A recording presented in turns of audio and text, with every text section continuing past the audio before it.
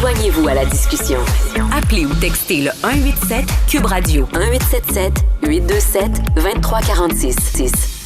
Alors, avec la pluie, oui, on peut aller au cinéma, bien sûr, mais on peut aussi écouter les Jeux olympiques, ça va de soi.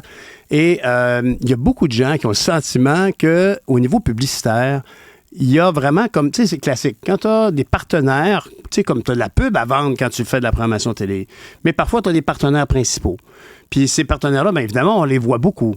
Si le partenaire a été ambitieux un peu, ben il s'est dit, si j'ai 5 annonces à l'heure, ben je vais faire 5 annonces différentes, mais mon message va toujours renforcer ma marque, mais ça va être au moins 5 histoires différentes. On va pas voir 5 fois à l'heure la même pub.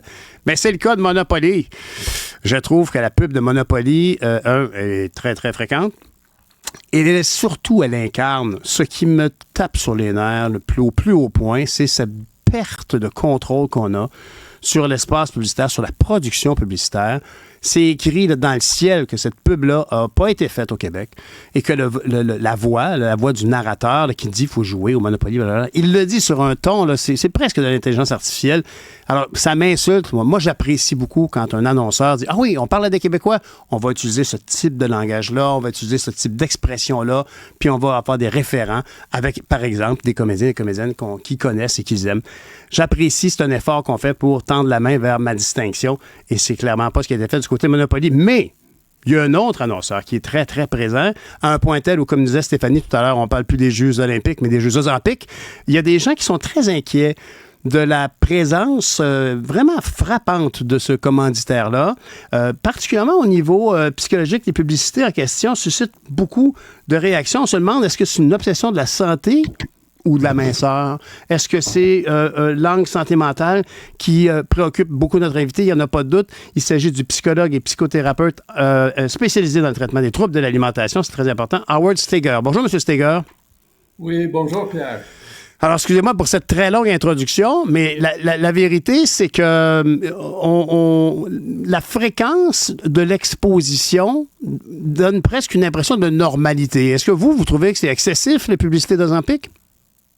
Oui, en général, je pense qu'il y a beaucoup de raisons de questionner pourquoi on permet ce lien entre les annonces pour l'Ozempic et les Olympiques. Le lien est assez évident, ça suggère que ça c'est l'outil pour atteindre le corps conditionné et svelte que vous voyez chez les athlètes. Et je pense on va tous questionner, réaliser qu'il y a certains dangers derrière cette association. Et le phénomène a pris une telle proportion que je me souviens d'avoir vu un reportage en Scandinavie, je ne sais plus de quel pays est originaire ce médicament-là, mais c'est devenu la ville, les nouveaux développements de la ville s'appellent la ville Ozempic parce que c'est leur succès, là. Ils n'ont jamais eu un tel succès, c'est faramineux et ça emploie évidemment beaucoup de monde. C'était une solution à la base, ce médicament-là, c'était pour des gens qui avaient un autre problème que la gestion de l'appétit, n'est-ce pas? Oui, exactement. Et il faut comprendre, c'est un médicament qui a son utilisation et ça bénéficie les gens qui ont des problèmes de diabète sévères spécialement. Ça peut aider à réduire les risques médicaux, ses conséquences dues à une obésité importante, naturellement. Mais à part de ces situations où, avec les conseils d'un médecin, on pourrait considérer que c'est bon à utiliser, c'est aussi un médicament qui a des effets secondaires assez importants. Ah ouais? Les plus légers sont quand ça affecte le système digestif, on se sent ballonné, on a des nausées, souvent ça cause des diarrhées et les gens sont portés à ne pas manger juste parce que c'est tellement inconfortable. Ben voyons. Mais plus sévèrement, ça peut causer de problématiques de pancréatite, paralysée de système digestif, gastroparésie, on appelle ça, blocage intestinal. Et c'était même associé dans l'extrême avec le risque de cancer thyroïdien. Donc, c'est pas un médicament qui n'est pas sans risque. Exact. Mais dites-moi, je ne veux pas vous mettre dans une position difficile au niveau médical, mais je veux dire, comment se fait-il? Ce médicament-là n'est disponible que sous prescription. Donc, théoriquement, il faudrait avoir ces maladies que vous nous avez décrites pour recevoir une prescription d'Ozempic. C'est sûr, mais malheureusement, on entend parler des façons dans lesquelles les gens obtiennent ça légalement par les prescriptions des médecins, illégalement parce que c'est aussi disponible sur une sorte de marché noir, ce genre de choses. Nous, dans le domaine des troubles de l'alimentation, on est au courant, on entend des histoires, même des gens comme les gens atteints d'anorexie nerveuse qui n'ont pas de tout besoin de perdre du poids, obtiennent ces médicaments et l'abusent pour cette raison. Alors, c'est un souci dans notre domaine. L'autre chose à considérer, c'est que c'est un médicament qui marche pendant qu'on le prend. Mais les données indiquent assez clairement que pour la vaste majorité des gens, une fois qu'on arrête l'utilisation, le poids qu'on a perdu, qui d'habitude, entre parenthèses, est assez modeste, va revenir. Ah ouais. Si ça altère les patrons, les habitudes alimentaires, peut-être ça aide les gens à réduire l'empiffrement ou des excès alimentaires.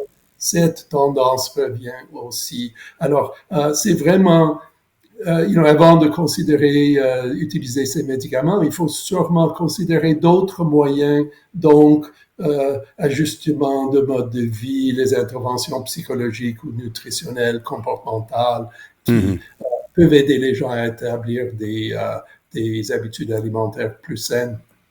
Dr. Steger, vous en connaissez un lot. Vous êtes à l'Institut Douglas, dans un institut qui traite précisément des troubles de l'alimentation.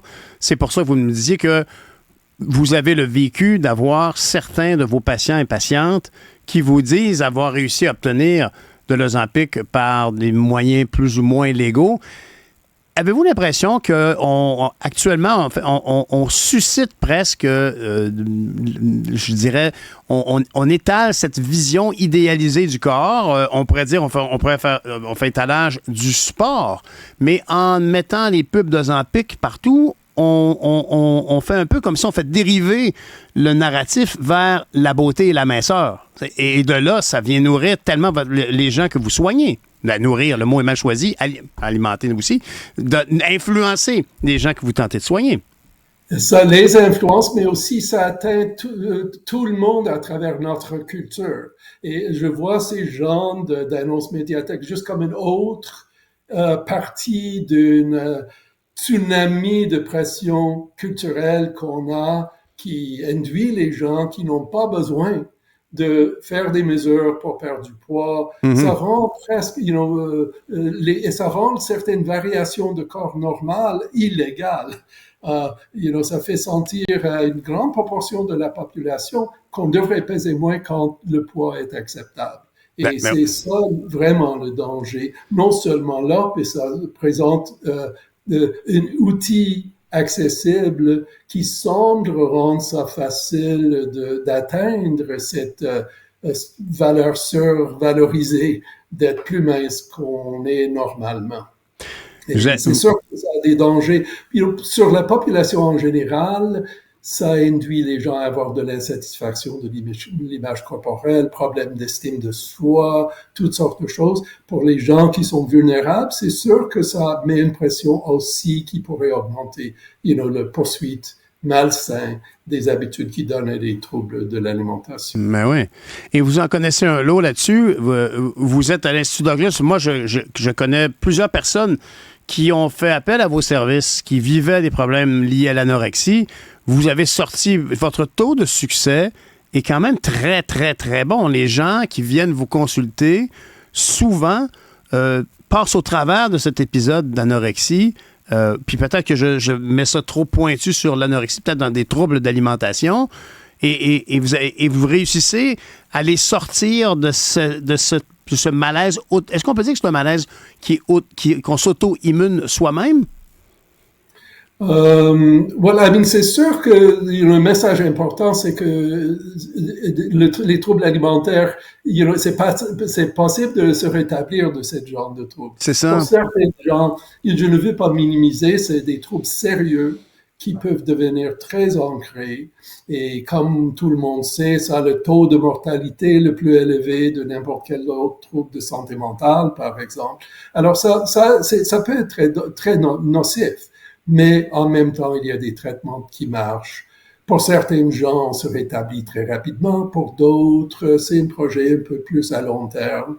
Mais je dis toujours, c'est jamais nécessaire d'accepter de vivre avec un trouble de l'alimentation. Il y a des solutions, c'est sûr.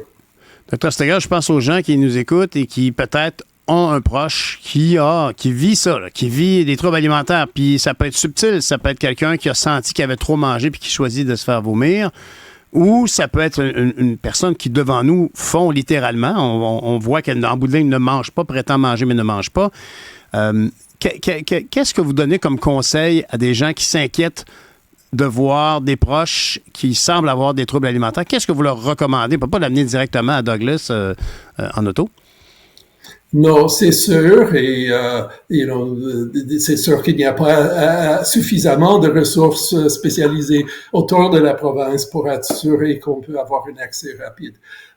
Je dis toujours aux proches d'avoir quand même le courage d'adresser leurs soucis, pas avec un doigt pointant, pas pour blâmer la personne, mais ou accuser, mais plutôt d'exprimer un souci comme ça a l'air à moi que tu as d'inconfort autour de l'alimentation, que c'est une préoccupation. Est-ce qu'on peut en parler? Est-ce que tu es au courant qu'il y a des troubles qui développent comme ça et qu'il y a des ressources pour évaluer si peut-être ça serait d'entrer en traitement, ce genre de choses? Parce que d'abord et avant tout, c'est d'ordre de la santé mentale, c'est psychologique. Il n'y a rien de chimique dans l'affaire, c'est psychologique. Well, ça dépend ce que vous voulez dire.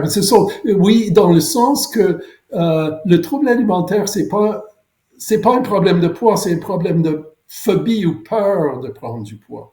Si vous pensez à ça. Alors, fondamentalement, même si ça simplifie la problématique, la personne est atteinte avec une terreur qui pousse des réactions très compulsives, qui ont l'air fous, mais si on pense, si j'ai une phobie des chiens, je cours pour éviter un chien. Jusqu'à temps que je maîtrise. C'est la phobie la phobie du poids. Bien, Dr. Steger, je vous remercie beaucoup. Puis dites-moi, est-ce que vous trouvez qu'on devrait semoncer le diffuseur des Jeux olympiques actuellement sur son choix de commanditaire? Est-ce qu'en tant qu'actionnaire, on paie nos impôts, la télévision publique s'abreuve beaucoup de ces fonds-là, puis tant mieux pour eux, mais tant pis pour tous les autres qui, en plus, eux, n'ont pas de revenus publicitaires de cet ordre. C'est quand même un choix. Si on choisissait de mettre une publicité de camion RAM qui pollue, je pourrais dire, il me semble que c'est pas un bon choix de publicitaire. Je pourrais émettre cette opinion-là, moi. Est-ce que vous êtes critique de ce choix de donner tant de place? Oui, je pense pour n'importe quelle annonce médiatique, c'est informatif et ça donne des renseignements, mais avec ça, il faut présenter l'autre côté de la pièce de monnaie. Les gens ont besoin d'être vraiment bien informés.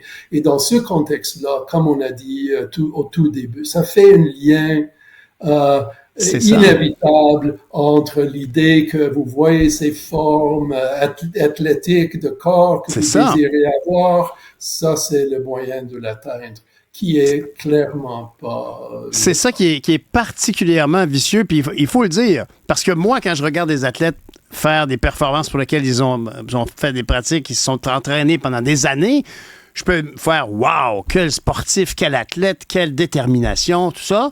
Puis là, après ça, on me largue une publicité d'Ozempic. Ce qu'on me dit, c'est « Elle était mince, hein? Aimerais-tu ça être mince de même? » C'est ça qu'on me dit. Dr. Steger, merci beaucoup. Merci beaucoup pour vos propos éclairants. Bonne journée. Howard Steger est psychologue et psychothérapeute spécialisé dans le traitement des troubles d'alimentation à l'Institut Douglas.